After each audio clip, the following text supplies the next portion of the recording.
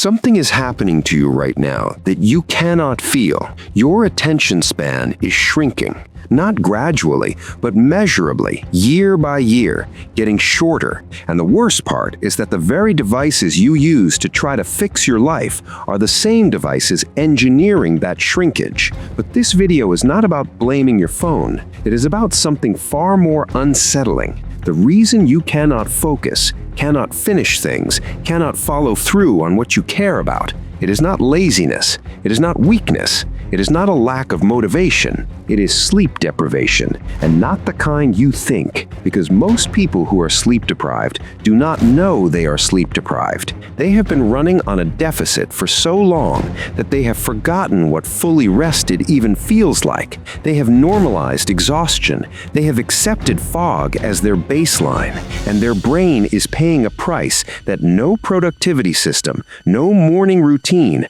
and no amount of caffeine can fix. Let us start with what your brain is actually doing while you sleep. For most of human history, sleep was considered passive.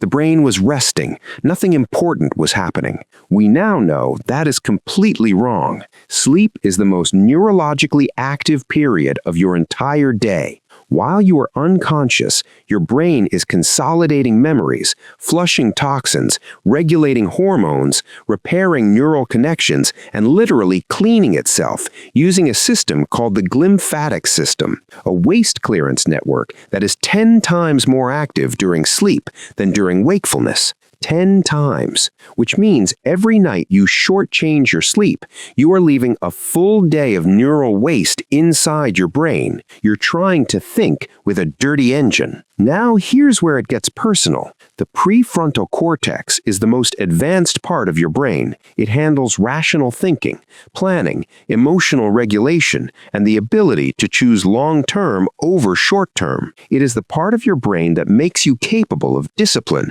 of patience, of doing hard things. It is also the part most sensitive to sleep loss. After just one night of poor sleep, activity in the prefrontal cortex drops measurably. After several nights, which is where most people are living, that reduction becomes significant. You think less clearly. You regulate your emotions less effectively. You resist impulse less successfully. But here's what makes this particularly dangerous. Sleep deprivation impairs your ability to assess your own impairment. Studies at the University of Pennsylvania restricted participants to 6 hours of sleep per night for 2 weeks. Cognitive performance declined every single day, but when asked how impaired they felt, participants reported feeling only slightly worse than normal. They had lost the ability to accurately perceive how much they had declined. They thought they were fine. They were not fine. This is why chronically sleep-deprived people almost never identify sleep as their problem. They blame their discipline, their environment, their personality. They buy planners, try new routines, consume productivity content, all while running a deficit that no system can overcome. You cannot out-discipline a sleep-deprived brain. Here's what this looks like in your daily life. You sit down to work, and within minutes your mind has drifted. You call it a lack of focus. What it often is microsleep. Sleep-deprived brains enter brief, unconscious episodes lasting 1 to 30 seconds that you are completely unaware of. Your eyes are open. You appear awake. Your brain has gone offline. Your emotional world is equally affected. The amygdala, your brain's threat detection center, becomes dramatically more reactive under sleep deprivation. Researchers at UC Berkeley found that after one bad night of sleep, amygdala reactivity increased by 60%. You overreact to small frustrations. You misread neutral expressions as hostile. You catastrophize. You say things you wouldn't say rested. Make decisions you wouldn't make rested. Abandon things you wouldn't abandon rested. The version of you that shows up chronically sleep-deprived is not your authentic self.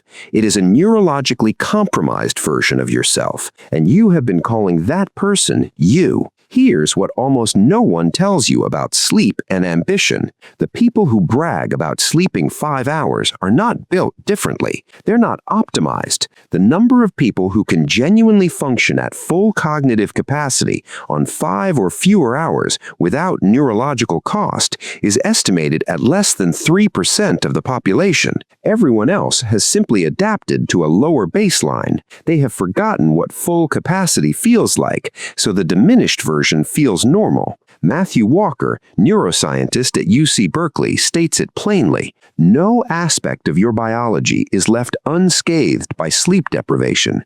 Not diet, not exercise, not meditation. Sleep is the single most effective reset available to your brain and body every single day. And what does restoring sleep actually produce? Memory consolidation improves by up to 40%. Creativity returns. The brain's ability to make unexpected connections between ideas is deeply dependent on REM sleep, the stage most disrupted by late screens and alcohol. Emotional resilience comes back.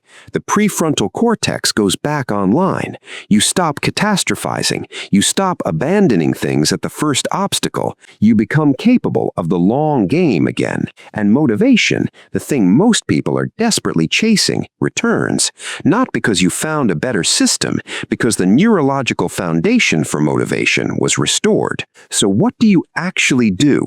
Your brain runs on a circadian rhythm regulated primarily by light and temperature. Every variable in your environment is either reinforcing that rhythm or disrupting it. Light is the most powerful variable.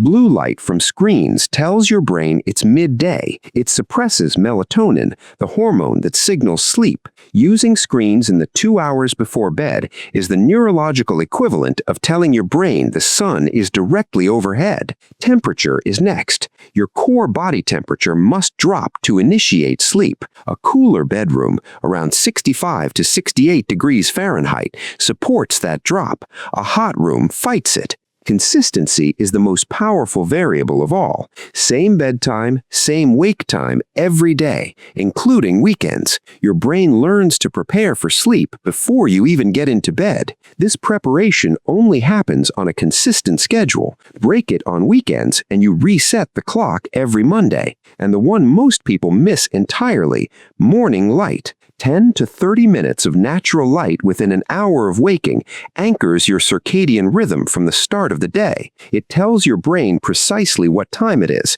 which determines with remarkable accuracy when it will be ready for sleep that night. There's a version of your life that is not different in its circumstances, but dramatically different in its experience. Same job, same relationships, same challenges, but a brain that is fully online, that can focus, that can regulate, that can feel the satisfaction of hard work, that can be present in a conversation instead of skating across the surface of it. That is not a fantasy. That is what a rested brain feels like. You have been trying to build discipline, motivation, and focus on a foundation that cannot support any of those things. Fix the foundation first. The gap between who you are now and who you are capable of being may not require a new system.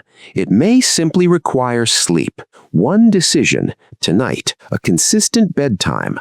Hold it every night this week. That's all. And notice what starts to come back. The clarity, the patience, the feeling that you are finally inside your life rather than watching it from somewhere exhausted and far away. Your brain has not failed you. It has been waiting for you to give it what it needs.